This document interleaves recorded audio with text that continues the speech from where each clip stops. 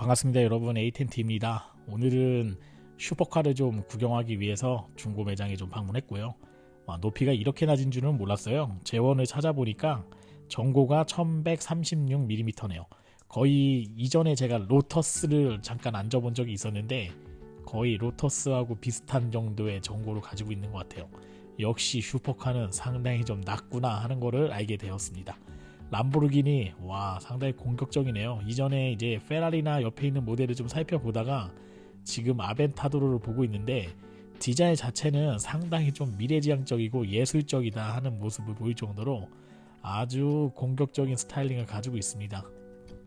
간단하게 슈퍼카를 접할 일은 거의 없기 때문에요. 제원만 조금 설명드리도록 하겠습니다. 엔진은 V12기통 6.5리터 엔진을 가지고 있고요. 특이한 점은 요즘에 터보 엔진을 많이 채용하는 편인데 람보르기니는 지금도 자연흡기 엔진을 고집을 하고 있네요. 아벤타도로는 종류가 아벤타도로 S, 아벤타도로 로드스터, 아벤타도로 SVJ, 그다음에 아벤타도로 SVJ 로드스터로 구분되게 돼 있고요. 타이어 같은 경우에는 차마다 조금 차이는 있는데 지금 전시되어 있는 차량은 전륜 같은 경우에 255, 35, ZR의 20인치 타이어가 장착이 되어 있고요. 후륜 같은 경우에는 355, 25, ZR의 21인치 타이어가 장착이 되어 있습니다. 약간 특이한 점은 보통 4륜구동 모델이라고 한다 그러면 전륜 타이어하고 후륜 타이어를 기본 동일하게 가는 게 일반적인 상식인데 뒷 타이어는 355 타이어가 껴져 있고 전륜 같은 경우에는 255 타이어가 껴져 있거든요. 이런 점이 조금 약간 특이하다 하는 거를 좀 느낄 수가 있는데 그 이유는 아벤타도로의 독특한 4륜구동 시스템에 있다고 생각이 됩니다. 프론트에 40, 리어에 60%로 평상시에 달리게 돼 있고요. 필요에 따라서 전륜 쪽으로 70%, 후륜 쪽으로 87%까지의 구동력을 밀어낼 수가 있습니다. 출력이 700마력이 넘기 때문에 후륜 쪽에 조금 더 큰 타이어를 껴서 아무래도 엔진이 지금 미드십 엔진으로 되어 있잖아요. 그런 부분 때문에 뒤쪽에 좀 무게 배분의 밸런스를 맞추기 위해서 후륜 타이어를 더 광폭으로 낀 게 아닌가 생각이 됩니다. 재원이 별 의미는 없겠지만 그래도 여러분에게 설명을 드리도록 하겠습니다. 아벤타도로 AP7404S 같은 경우에는 전장이 4797mm, 전폭이 2030mm, 전고가 1136mm, 축거가 2700mm 되겠습니다. 공차 중량은 1575kg고요. 최대 출력은 700마력, 최대 토크는 70.4토크, 기어는 좀 특이하게 싱글 크러치 7단으로 들어가 있고요. 제로백 같은 경우에는 2.9초, 최대 속도는 350km까지 주행하실 수 있고 연비는 리터당 5.9리터가 나오는데 조금 특이한 점은 생각보다 연비가 잘 나온다. 그 이유는 12기통 엔진이지만 6개의 실린더를 비활성화할 수 있는 매니지먼트 기능이 들어가 있습니다. 자, 다음 보실 모델은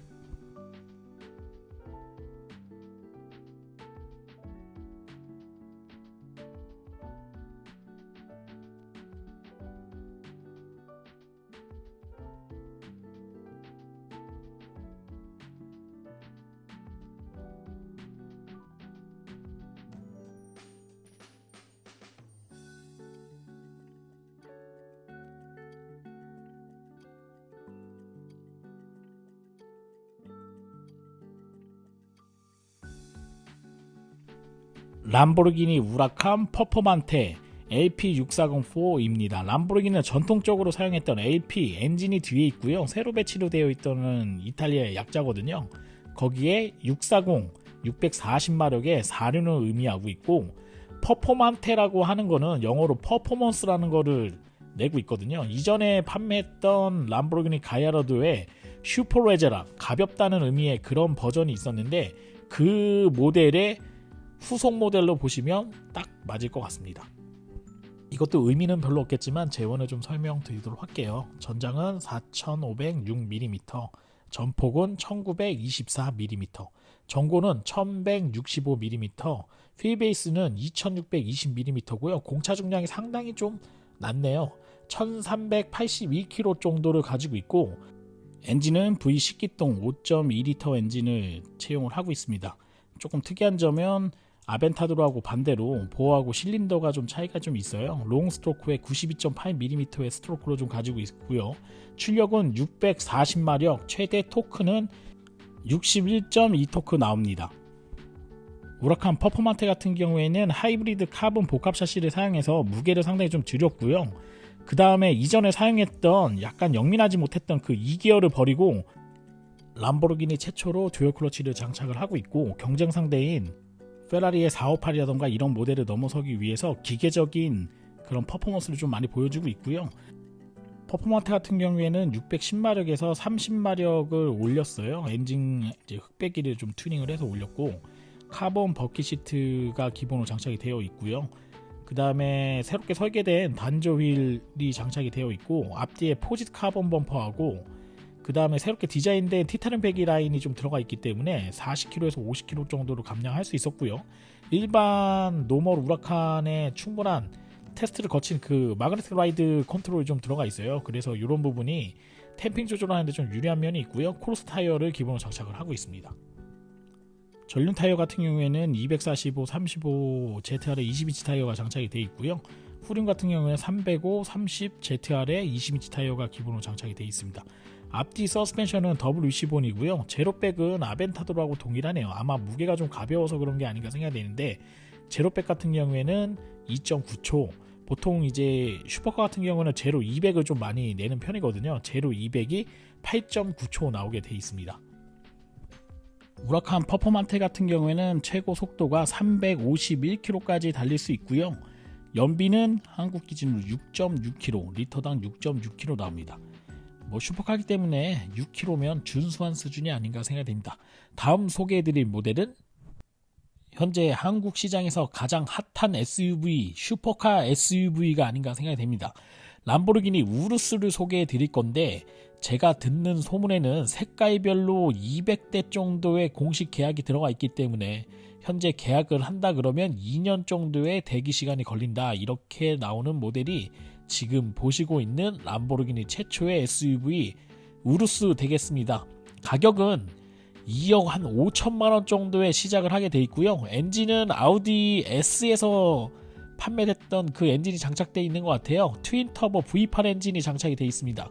이전에 제가 보여드렸던 LP640 퍼포먼테라던가 아니면은 아벤타도로 같은 경우에는 다 자연흡기 엔진을 장착을 하고 있었는데, 지금 보시고 있는 최초의 람보르기니 SUV 우루스 같은 경우에는 트윈터보 V8 4.0 엔진을 장착을 하고 있고요.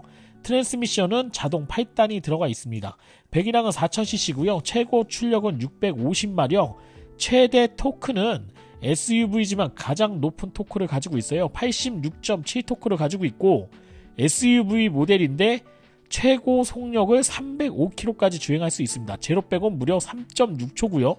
제로 200은 12.8초를 가지고 있습니다.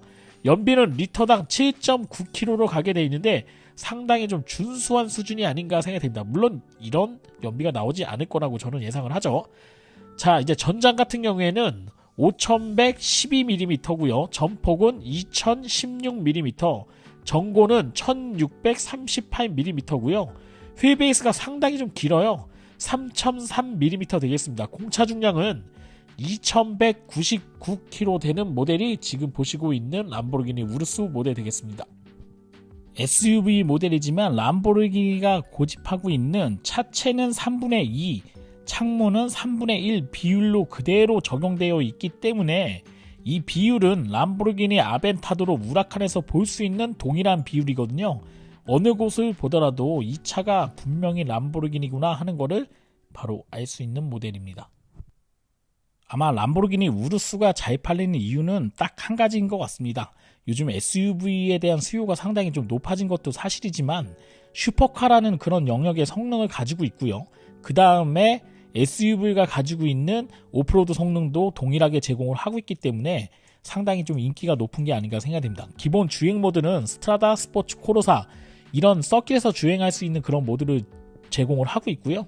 오프로드를 위한 테라, 눈길을 위한 내부, 모래길을 위한 사이바 같은 세 가지 모드를 더 제공을 하고 있기 때문에 일반적인 도로에서도 주행할 수 있고 정말 재밌게 탈 수 있는 서킷도 주행할 수 있는 모드를 가지고 있고, 또한 오프로드를 주행할 수 있는 이런 세 가지 모드를 제공을 하고 있기 때문에 여러 가지를 다 대응할 수 있는 모델이 아닌가 생각이 됩니다. 오늘은 가볍게 여러분들과 다양한 색상의 람보르기니 모델을 리뷰를 하였습니다. 기회가 되면 이 우루스 모델은 한번 꼭 타보고 싶습니다. 왜냐면 아우디에 좀 관심이 좀 많이 가지고 있고, 특히 이 차 같은 경우에는 아우디 Q8하고 샤시를 공유하고 있기 때문에 과연 어떤 성능, 람보르기니가 만든 SUV는 어떤 성능을 내는지 상당히 좀 궁금한 점을 자아내게 하네요. 저는 에이텐트였고요. 좋아요와 구독 신청은 제가 좋은 영상을 찍는 데 큰 도움이 됩니다. 여러분 고맙습니다.